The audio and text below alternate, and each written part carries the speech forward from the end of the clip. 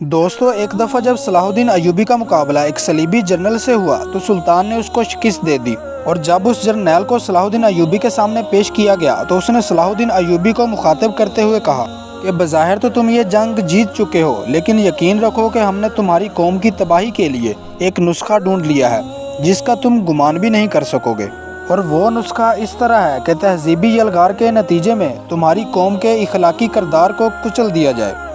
دوستو، اس بات میں کوئی شک نہیں ہے کہ الیکٹرانک میڈیا کسی بھی معاشرے میں اہم کردار ادا کرتا ہے، اور یہی وہ ادارہ ہے جو کسی ریاست کا محافظ یا قاتل ثابت ہوتا ہے، اور اسی ادارے کی نگرانی کے لیے پیمرا نامی ادارے کو بھی تشکیل دیا گیا ہے۔ لیکن بدقسمتی سے ان کا تعلق اب صرف حکومتی مفادات تک رہ گیا ہے، اور ان کی آنکھ کے نیچے ایسے ہی ڈرامے بنائے جا رہے ہیں جو ہماری اخلاقیات کے لیے قاتل ثابت ہو رہے ہیں۔ ڈراموں میں اخلاقی سبق دینے، اسلامی اقدار کو سکھانے کی بجائے ایسی کہانیاں سنائی جا رہی ہیں جو ہماری نسل کو تباہی کی گڑھے کی جانب دھکیل رہی ہیں۔ تو ایسے ڈراموں کی سادہ سی مثال کچھ عرصہ قبل ٹی وی پر چلنے والے ڈرامہ سیریل میرے پاس تم ہو کی شکل میں ملتی ہے، جس میں نہ صرف بے حیائی اور غیر اخلاقی روایات کے ریکارڈ توڑے گئے، بلکہ افسوسناک بات یہ ہے کہ اس ڈرامے میں بت پرستی کو فروغ دینے کے لیے مورتیوں کو بھی دکھایا گیا، جبکہ اس ڈرامے کو اتنی مقبولیت حاصل ہوئی کہ اس کی آخری قسط کو سینما گھروں میں دکھایا گیا، اور معاشی طور پر کمزور ملک میں اربوں روپے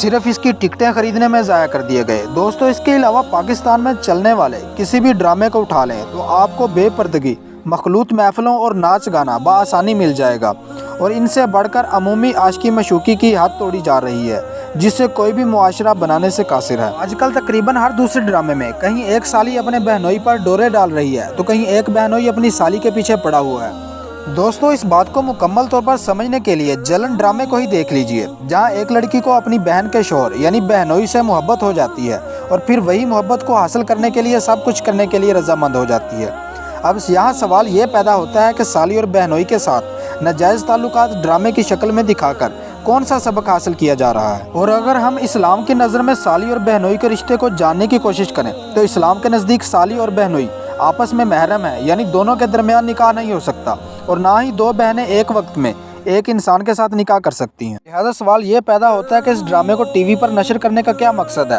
اس کے علاوہ ان ڈراموں میں لوگوں کی عزت نفس کو بھی کافی مجروح کیا جاتا ہے، جو کہ ہمارے معاشرے میں غریب طبقے کے لیے ذلت و رسوائی کی وجہ بنتی ہے۔ مثال کے طور پر جب کسی غریب لڑکی کو دکھایا جاتا ہے تو ساتھ ہی اس کی عزت و آبرو کی دھجیاں اڑا دی جاتی ہیں، کیونکہ اب وہ غریب ہے تو کوئی بھی بلا وجہ اسے تنگ کر سکتا ہے، اور اس لڑکی کو ایسے دکھایا جاتا ہے کہ ہر کوئی اس پر بری نظر ڈال رہا ہے۔